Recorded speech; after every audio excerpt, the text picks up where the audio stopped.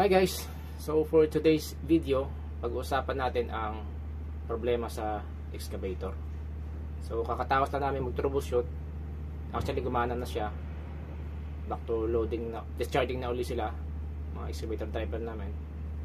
So ang naging problema dun is yung kanyang alternator belt na naputol na.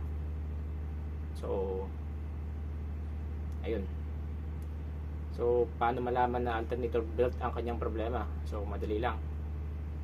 Unang-una, ang kailangan mo lang i-check ang kanyang battery. Kasi sa alarma doon, meron kang alarm na LO3. May nakalagay na LO3. So, ang sabi dito sa troubleshooting guide niya, LO3, napakaraming list.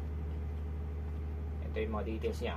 Merong defective harness connector, defective throttle sensor, ground fault in wiring harness, short circuit in wiring harness, at sabi pa daw defective engine controller. So wala kang nabanggit dito about the alternator or alternator belt.